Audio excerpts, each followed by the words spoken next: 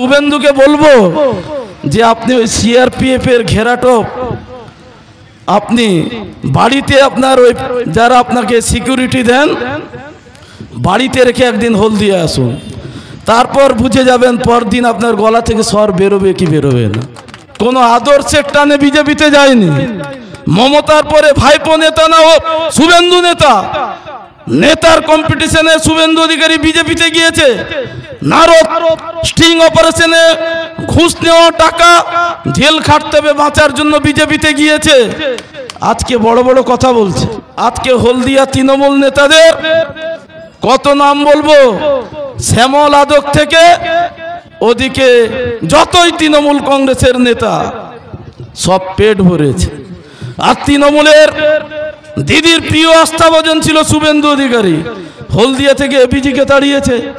2012 সালের প্রাইমারিতে যত নিয়োগ হয়েছে অধিকারী পরিবার কাঁথিতে টাকা গিয়েছে।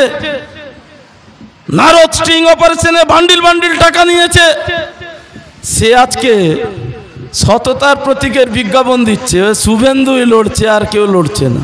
আরে পূর্ব মেদিনীপুরে যত পার্টি অফিস দখল বামপন্থীদের, যত মিথ্যা মামলা, যত টাকা লুট, যত তোলাবাজি, তার নায়ক কে? শুভেন্দু অধিকারী। কোন আদর্শের টানে বিজেপিতে যায়নি। মমতার পরে ভাইপো নেতা না ও শুভেন্দু নেতা, নেতার কম্পিটিশনে শুভেন্দু অধিকারী বিজেপিতে গিয়েছে। নারদ স্টিং অপারেশনে ঘুষ নেওয়া টাকা জেল খাটতে হবে বাঁচার জন্য বিজেপিতে গিয়েছে। আজকে বড় বড় কথা বলছে। শুভেন্দু অধিকারীর যদি সাহস থাকে, আমি বলবো মীনাক্ষী সারা বাংলায় ইনসাফ যাত্রা হেঁটেছে 50টা দিন। ভাইপোর মতো নবজুয়ারের মতো গাড়িতে চড়ে ঘুরেনি। যত এগিয়েছে মানুষ ভালোবাসা দিয়েছে, ফুল দিয়েছে, ইনসাফ চেয়েছে। আর শুভেন্দুকে বলবো যে আপনি ওই সিআরপিএফ এর ঘেরাটোপ আপনি বাড়িতে আপনার ওই যারা আপনাকে সিকিউরিটি দেন বাড়িতে রেখে একদিন হলদিয়া আসুন, তারপর বুঝে যাবেন পরদিন আপনার গলা থেকে স্বর বেরোবে কি বেরোবে না। যদি ক্ষমতা থাকে শুভেন্দু অধিকারীর, আমরা চ্যালেঞ্জ নিচ্ছি। আজকে এ রাজ্যের শিক্ষা ধ্বংস। গীতা পাঠ হবে, চণ্ডী পাঠ হবে, কোরআন পাঠ হবে, এগুলো হবে, কিন্তু সহজ পাঠ স্কুলে চালু থাকবে কি না? আমাদের ঈশ্বরচন্দ্র বিদ্যাসাগরের বর্ণ পরিচয় স্কুলে থাকবে কিনা, তার জন্য ডিওএফআই এসএফআই বাংলার মাটিতে লড়াই করছে। ধর্মে ধর্মে বিভাজনের খেলা। এদেশের ব্রিটিশদের লড়াইয়ে এই মেদিনীপুরের মাটিতে যেমন মাতঙ্গিনী হাজরা, ক্ষুদিরাম, সতীশ সামন্ত, সুশীল ধারারা লড়াই করেছে, সুকুমার সেনগুপ্তরা যেমন লড়াই করেছে, আমরা মনে করি আজও লড়াই করবে। আজও ক্ষুদিরামের উত্তরাধিকারীরা লড়াই করবে। আজকে পশ্চিমবাংলার শিক্ষা ধ্বংস। এই রাজ্যের শিক্ষামন্ত্রী বান্ধবীকে নিয়ে জেলে ভাই ভালো আছে। অনুব্রত চড়াম চড়াম গুড় বাতাসা নকুলদানা ভোট এলে সন্ত্রস্ত করত। হলদিয়ায় তার শিষ্য ছিল আরমান ভোলা, তার অবস্থা কি দেখেছেন তো? অনুব্রত মেয়েকে নিয়ে তিহারে, আর আরমান ভোলা গোপন সেটিং এখন বেঁচে আছে। ওদিকে নান্টু ঘন্টু হয়ে গিয়েছে।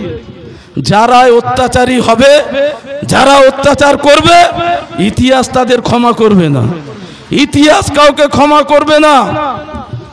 আমি আবেদন জানাবো, আমাদের লড়াই আর্জুনার মতো মহিলারা যারা ইটভাটার শ্রমিক, আবাস যোজনার বাড়ি পায়নি, বাড়ি চাইতে গিয়ে এই তৃণমূল সরকারের পুলিশ বিবস্ত্র করে তাদেরকে মারে।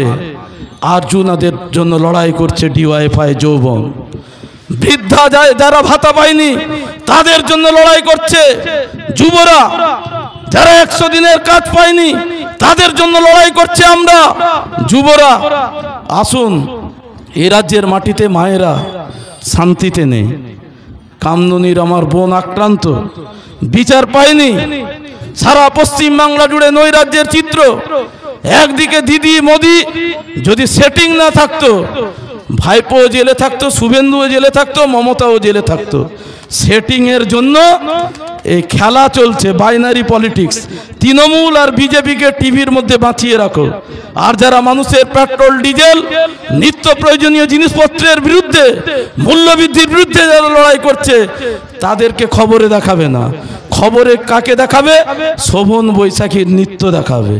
টিভিতে কাকে দেখাবে? ভাইপোর স্ত্রী সোনা পাচারে বিমানবন্দরে গ্রেপ্তার হবে, তাকে কিভাবে মমতা সেটিং করেছে দিল্লিতে গিয়ে, সেই খবর দেখাবে টিভিতে।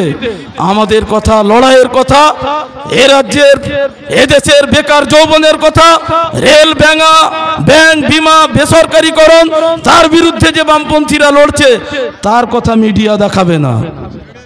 আমরা যারা ধর্মের নামে এ দেশকে ভাগ করতে চায়, আমরা জানি আশফাকুল্লাহ খান, রামপ্রসাদ বিসমিলের লড়াই, আমরা জানি মৌলানা আবুল কালাম আজাদ, নেতাজি সুভাষচন্দ্র লড়াই, আমরা জানি ভগৎ সিং ক্ষুদিরামের লড়াই।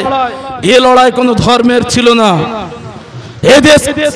এদেশকে ব্রিটিশদের হাত থেকে রক্ষা করবার জন্য, উৎখাত করবার জন্য এ লড়াই ছিল। এদেশকে এক সূত্রে গাঁথার জন্য এ লড়াই ছিল। বৈচিত্র্যের মধ্যে যে ভারতবর্ষের ঐক্য, তার অখণ্ডতা অক্ষুণ্ণ রাখবার জন্য লড়াই ছিল। আজকে বিজেপি, দাঙ্গাবাজ বিজেপি ধর্মের নামে মানুষকে বিভক্ত করতে চায়।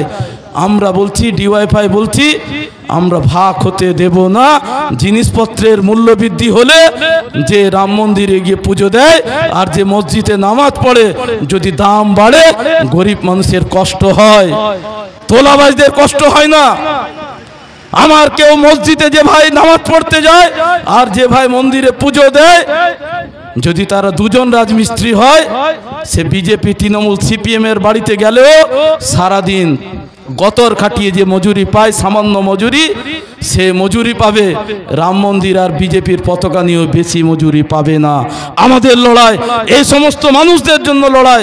আমি বিশ্বাস করি আমাদের লড়াইকে আমরা জোরদার করব, আমরা ইনসাফকে ছিনিয়ে আনবো। পশ্চিম বাংলার মাটিতে আমরা আগামীর লক্ষ্যে, রাত্রি যত কঠিন হোক না কেন, সকাল হবে। সেই সকালের পথ প্রস্তুত করতে ডিওয়াইফাই আহ্বানে আগামী 7ই জানুয়ারি কলকাতায় যে ব্রিগেড সমাবেশ, এই ব্রিগেড সমাবেশে আপনারা উপস্থিত হবেন। এই ব্রিগেড সমাবেশে লাখো লাখো মানুষের উপস্থিতিতে আমাদের কমরেড মীনাক্ষী আছেন। দাঙ্গাবাদ বিজেপি এবং তোলাবাজ তৃণমূলকে হুঁশিয়ারি দিয়ে যে লড়াইয়ের অব্যাহত থাকবে এবং আমরা জয় ছিনিয়ে আনতে পারবো। আপনারা এই লড়াইয়ের সঙ্গে থাকবেন, পাশে থাকবেন, ভালোবাসা দেবেন। এই কথা বলে আপনাদের আরেকবার আমার অভিনন্দন, শ্রদ্ধা জানিয়ে আমার কথা শেষ করছি।